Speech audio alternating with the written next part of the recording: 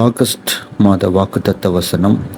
என் தேவன் தம்முடைய ஐஸ்வர்யத்தின்படி உங்கள் குறைவையெல்லாம் கிறிஸ்து இயேசுவுக்குள் மகிமையிலே நிறைவாக்குவார். பிலிப்பியர் 4 வசனம். ஜெபம். எங்கள் அன்பின் பரலோக பிதாவே, இந்த புதிய மாதத்தின் முதல் நாளில் உமது சமூகத்திற்கு வந்திருக்கிறோம். எங்களோடு பேசும். உமது வார்த்தையால் எங்களை பலப்படுத்தும். கவலையோடு இருப்பவர்களுக்கு நம்பிக்கையையும், சோர்வோடு இருப்பவர்களுக்கு புதிய பலத்தையும், ஜெபத்துக்கு பதில் எதிர்பார்த்திருப்பவர்களுக்கு விசுவாசத்தையும் தாரும். இயேசுவின் நாமத்தில் ஜெபிக்கிறோம் எங்கள் ஜீவனுள்ள நல்ல தகப்பனே, ஆமென். அன்பான தேவ பிள்ளைகளே, இந்த ஆகஸ்ட் மாதத்தில் தேவன் நமக்கு அளிக்கும் வாக்குத்தத்தம் மிகவும் விலைமதிப்பற்றது. என் தேவன் தம்முடைய ஐஸ்வர்யத்தின்படி உங்கள் குறைவையெல்லாம் கிறிஸ்து இயேசுவுக்குள் மகிமையில் நிறைவாக்குவார். பிலிப்பியர் 4 வசனம். இன்று பலர் பலவிதமான தேவைகளுடன் இந்த செய்தியை கேட்டுக்கொண்டிருப்பீர்கள். ஒருவருக்கு வேலை தேவை, இன்னொருவருக்கு சுகம் தேவை, ஒருவருக்கு குடும்ப சமாதானம் தேவை, சிலருக்கு பிள்ளைகளின் எதிர்காலம் பற்றிய கவலை, சிலர் கடன் சுமையால் தூக்கமில்லாமல் வாழ்கிறார்கள், சிலர் மன வேதனையோடு இருக்கிறார்கள். ஆனால் இந்த வசனம் நமக்கு ஒரு பெரிய நம்பிக்கையை தருகிறது. நமது தேவையை விட நமது தேவன் பெரியவர். இந்த வசனத்தை எழுதியவர் யார்? இந்த வசனத்தை எழுதியவர் அப்போஸ்தலனாகிய பவுல். அவர் அரண்மனையில் இருந்தபோது இதை எழுதவில்லை, சிறையில் இருந்தபோது எழுதினார். சிறையில் இருந்த ஒருவர் என் தேவன் உங்கள் தேவைகளை நிறைவாக்குவார் என்று எழுதுவது மனித கணக்கில் சாத்தியமல்ல. ஆனால் பவுல் தனது சூழ்நிலையை அல்ல, தேவனுடைய விசுவாசத்தை பார்த்தார். அன்பானவர்களே, இன்று நாமும் சூழ்நிலையை பார்த்தால் பயம் வரும். ஆனால் தேவனை பார்த்தால் விசுவாசம் வரும். தேவன் தேவைகளை அறிவார். நாம் சொல்வதற்கு முன்பே தேவன் அறிவார்.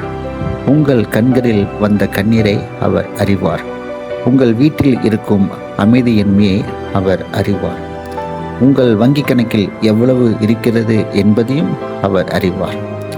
உங்கள் இருதயத்தில் யாரிடமும் சொல்ல முடியாத பாரத்தையும் அவர் அறிவார். மக்கள் வெளிப்புறத்தை பார்ப்பார்கள், தேவன் உள்ளத்தை பார்ப்பார். இந்த வசனம் குறைவை என்று சொல்கிறது. தேவன் நமக்கு உண்மையாக தேவையானதை அறிந்திருக்கிறார். ஒரு தந்தை தனது குழந்தை கேட்ட எல்லாவற்றையும் வாங்கி கொடுக்க மாட்டார். ஆனால் குழந்தைக்கு தேவையானதை ஒருபோதும் மறுக்க மாட்டார். அதே போல நம்முடைய பரலோக பிதாவும் நமக்கு உண்மையில் தேவையானதை தமது நேரத்தில் அளிக்கிறார். சில நேரங்களில் நாம் தேவனே ஏன் இன்னும் பதில் தரவில்லை என்று கேட்கிறோம். கர்த்தர் சொல்லுகிறார், நான் உன்னை மறக்கவில்லை, நான் சரியான நேரத்தை ஆயத்தப்படுத்தி கொண்டிருக்கிறேன். தேவனுடைய ஐஸ்வர்யம். இந்த வசனம் என் தேவன் தம்முடைய ஐஸ்வர்யத்தின்படி என்று கூறுகிறது. மனிதர்களின் உதவி வரம்புடையது. ஒரு நண்பர் சிறிது உதவலாம், ஒரு உறவினர் சில நாட்கள் உதவலாம், ஒரு வங்கி ஒரு அளவிற்கு உதவலாம். ஆனால் தேவனுடைய ஐஸ்வர்யத்திற்கு எல்லையே இல்லை. வானத்தையும் பூமியையும் படைத்தவர் நம் பிதாவாக இருக்கிறார்.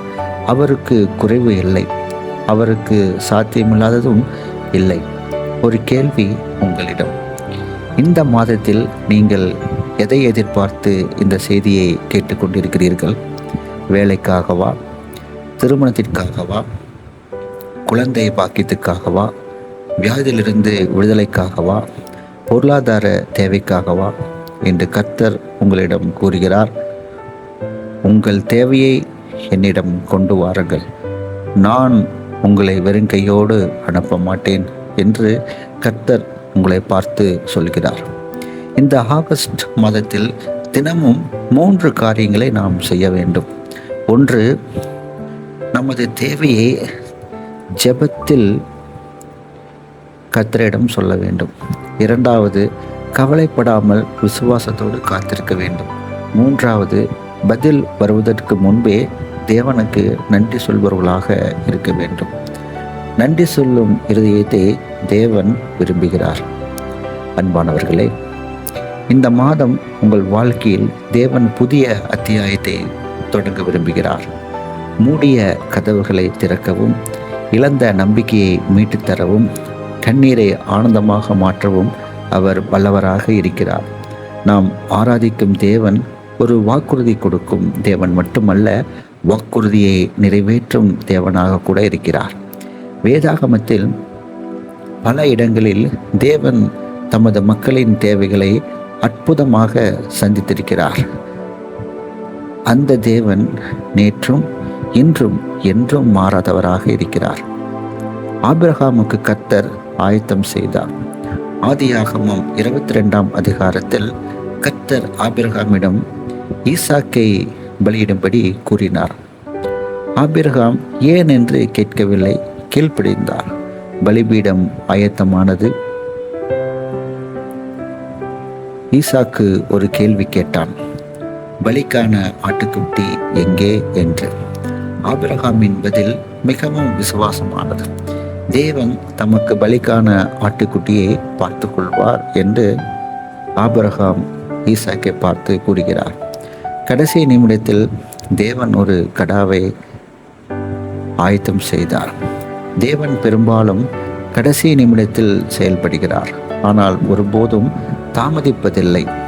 நீங்கள் இனி வழியே இல்லை என்று நினைக்கலாம், ஆனால் கர்த்தர் சொல்லுகிறார், நான் இன்னும் செயல்பட்டு கொண்டே இருக்கிறேன். உங்கள் வேலைக்காக, உங்கள் குடும்பத்திற்காக, உங்கள் பிள்ளைக்காக, உங்கள் எதிர்காலத்திற்காக தேவன் ஏற்கனவே ஒரு வழியை ஆயத்தம் செய்திருக்கிறார்.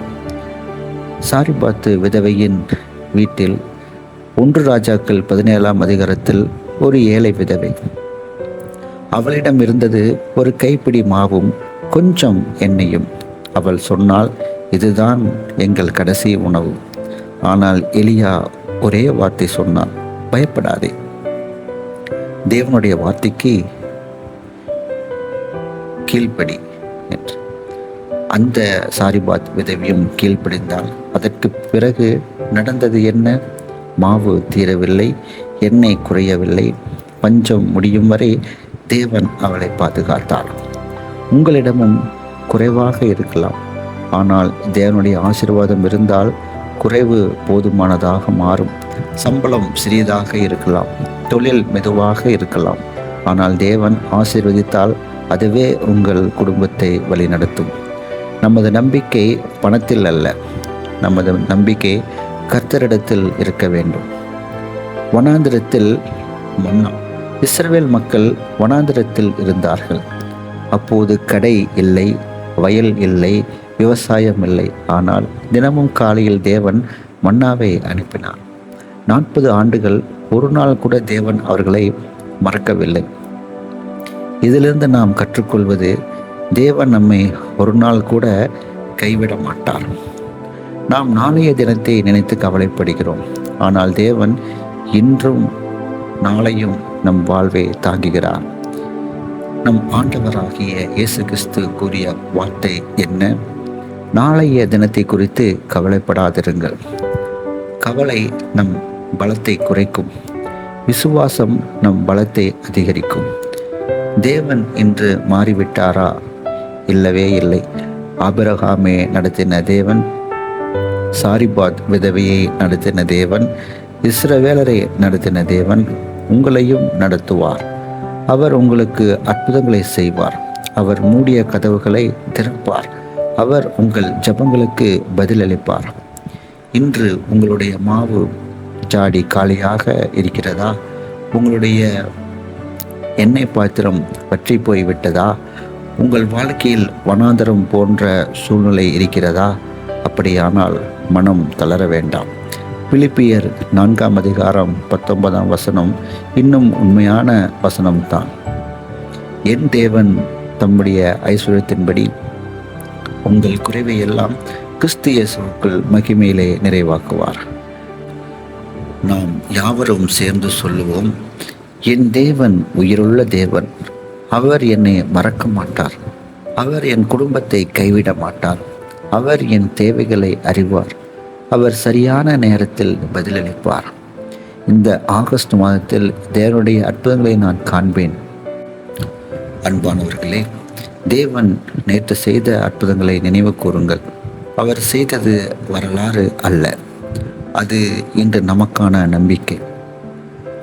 அன்று ஆபிரகாமுக்கு வழி செய்த தேவன் இன்று உங்களுக்கும் வழி செய்வார். அன்று விதவையின் பாத்திரத்தை நிரப்பிய தேவன் இன்று உங்கள் வீட்டையும் ஆசீர்வதிப்பார். அன்று வனாந்தரத்தில் மன்னா கொடுத்த தேவன் இன்று உங்கள் தேவைகளையும் மகிமையோடு சந்திப்பார். அவரை முழு இதயத்தோடு நம்புங்கள். அன்பான தேவ பிள்ளைகளே, இன்று இந்த செய்தியின் மூலம் கர்த்தர் நம்மோடு அநேக காரியங்களை பேசினார். இப்போது ஒரு கேள்வி. இந்த ஆகஸ்ட் மாதத்தில் நீங்கள் எதை எதிர்பார்க்கிறீர்கள்? ஒரு வேலை வாய்ப்புக்காகவா? ஒரு திருமணத்துக்காகவா? ஒரு குழந்தைக்காகவா? அல்லது ஒரு உடல் சுகத்திற்காகவா? ஒரு குடும்ப சமாதானத்திற்காகவா? அல்லது ஒரு பொருளாதார விடுதலைக்காகவா? எதுவாக இருந்தாலும் அதை இப்போது கர்த்தருடைய பாதத்தில் வையுங்கள். தேவன் இன்னும் செயல்படுகிறார். சிலர் நினைக்கலாம், என் வாழ்க்கை முடிந்துவிட்டது. இல்லை, வேதாகமத்தில் தேவன் ஒருபோதும் தாமதமாக வரவில்லை. லாசரு இறந்த 4ஆம் நாளிலும் இயேசு வந்தார். அவர் தாமதமாக வந்ததாக மனிதர்கள் நினைத்தார்கள். ஆனால் தேவனுடைய நேரம் மகிமையை வெளிப்படுத்தும் நேரமாக இருந்தது. இன்று உங்கள் வாழ்க்கையிலும் சில காரியங்கள் தாமதமாக தோன்றலாம். ஆனால் நினைவில் கொள்ளுங்கள், தேவனுடைய கடிகாரம் ஒருபோதும் தவறாக இயங்காது. உங்கள் வாழ்க்கையை அறிவியுங்கள். உங்கள் வலது கையை உங்கள் இருதயத்தில் வைத்து விசுவாசத்தோடு இந்த அறிக்கைகளை சொல்லுங்கள். என் தேவன் உயிருள்ள தேவன். அவர் என்னை மறக்க மாட்டார். அவர் என் குடும்பத்தை ஆசீர்வதிப்பார். என் பிள்ளைகளை பாதுகாப்பார். என் வேலைக்கு கதவுகளை திறப்பார். என் நோய்களை தொடுவார். என் கண்ணீரை துடைப்பார். என் தேவைகளை மகிமையோடு சந்திப்பார். இந்த ஆகஸ்ட் மாதம் ஆசீர்வாதத்தின் மாதம். நான் தோல்வி அடைய மாட்டேன். நான் கைவிடப்பட மாட்டேன். நான் தேவனுடைய பிள்ளை. இயேசு எனக்காக இருக்கிறார். ஆமென். நீங்கள் எதற்கும் கவலைப்படாதீர்கள். இந்த ஆகஸ்ட் மாதத்தில் மூடிய கதவுகள் திறக்கப்படும். நின்று போன ஆசீர்வாதங்கள் மீண்டும் ஓட ஆரம்பிக்கும். கடன் சுமைகள் குறையும். வேலை இல்லாதவர்களுக்கு நல்ல வேலை கிடைக்கும். படிக்கும் மாணவர்களுக்கு ஞானமும் வெற்றியும் கிடைக்கும். நோயுற்றவர்களுக்கு சுகம் உண்டாகும். உடைந்த குடும்பங்கள் இணைக்கப்படும். பிள்ளைக்காக கண்ணீர் விடும் பெற்றோர் சந்தோஷ கண்ணீர் விடுவார்கள். சபைகளில் எழுப்புதல் உண்டாகும். ஊழியர்களுக்கு புதிய அபிஷேகம் கிடைக்கும். தேவனுடைய சமாதானம் உங்கள் வீட்டை நிரப்பும். விசுவாசத்தோடு இருங்கள். இந்த மாதம் தேவனோடு புதிய வாழ்க்கையை ஆரம்பிக்க விரும்புகிறவர்கள் உங்கள் இருதயத்தை அவருக்கு கொடுங்கள். இயேசு உங்கள் வாழ்க்கையின் தலைவராக இருக்கட்டும். உங்கள் கவலைகளை அவரிடம் ஒப்படையுங்கள். உங்கள் எதிர்காலத்தை அவருடைய கரங்களில் வையுங்கள். அவர் ஒருபோதும் உங்களை ஏமாற்ற மாட்டார். நாம் யாவரும் சேர்ந்து ஜெபிக்கலாமா? எங்கள் அன்பின் பரலோக பிதாவே, இந்த ஆகஸ்ட் மாதத்துக்காக உமக்கு நன்றி செலுத்துகிறோம் சுவாமி. இந்த செய்தியை கேட்ட ஒவ்வொரு குடும்பத்தையும் உமது கரங்களில் ஒப்புக்கொடுக்கிறோம். பிலிப்பியர் 4:19 நீர் கொடுத்த வாக்குத்தத்தம் ஒவ்வொருவரின் வாழ்க்கையிலும் நிறைவேறட்டும். வேலை இல்லாதவர்களுக்கு வேலை கொடுங்க சுவாமி. கடனில் இருப்பவர்களுக்கு விடுதலை தாங்க சுவாமி. நோயாளிகளை தொட்டு குணமாக்கும் சுவாமி. பிள்ளைகளுக்காக ஜெபிக்கும் பெற்றோரின் கண்ணீரை நினைவு கூறும் சுவாமி. திருமணத்துக்காக காத்திருப்போருக்கு உமது சித்தத்தின்படி நல்ல துணையை ஆயத்தப்படுத்தும் சுவாமி. வியாபாரங்களை ஆசீர்வதியும். விவசாயிகளின் உழைப்பை பலப்படுத்தும். மாணவர்களுக்கு ஞானத்தை அளியும். ஊழியர்களுக்கு புதிய அபிஷேகத்தை தாரும். இந்த மாதம் முழுவதும் விபத்திலிருந்தும், நோயிலிருந்தும், தீமையிலிருந்தும், சோதனையிலிருந்தும் உமது ஜனங்களை பாதுகாத்தருளும் சுவாமி. எங்கு சென்றாலும் உமது கிருபை அவர்களுக்கு முன்பாக செல்லட்டும் சுவாமி. எங்கள் வீடுகள் ஜெபத்தின் வீடுகளாக இருக்கட்டும் சுவாமி. எங்கள் பிள்ளைகள் உம்மை நேசிக்கும் தலைமுறையாக வளரட்டும் சுவாமி.